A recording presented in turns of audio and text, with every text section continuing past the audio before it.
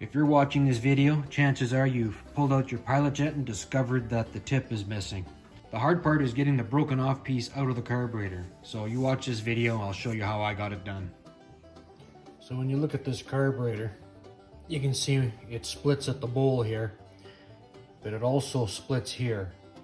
And in order to get that needle out, you have to separate this piece off the rest of the carburetor. The needle is actually on this back side of this piece here. In order to remove the float and the needle, you just shove that pin out that runs across right there where the arrows are, and then lift straight up and the float and the needle will come right out of the carburetor.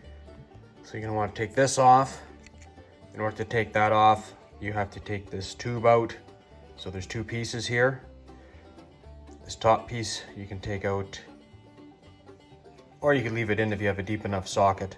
It takes an 8mm to take that bottom piece out. It's a long tube that goes right through.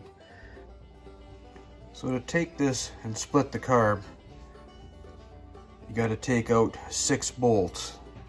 There's one here, there, and there, and you can see it's not a normal kind of bolt. So you need to get,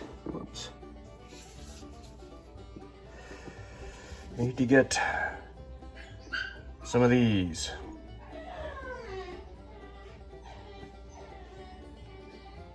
There we go, a little bit better focused. Also, as you can see, there's just 2 little tiny Allen keys there. At least an Allen key will take them out. They're not very big, they're very tiny. And when you put it back together, you have to hold the carburetor upside down to get those 2 little ones to make contact with the piece that's in behind. The piece that's in behind floats.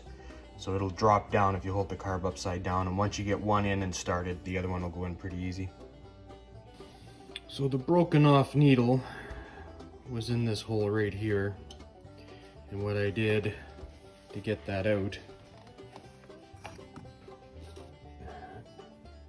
is I used a push pin, put it in the hole on the back side here, and then tapped on it with a I used my vice grips as a hammer, so that pushed it through. I can now see light right through it, so now let's put this back together.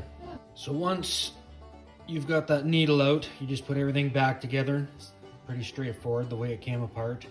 And put your needle back in. Make sure that you have your spring. I didn't show the spring in the picture, but there's a little spring that goes on the end of that red needle.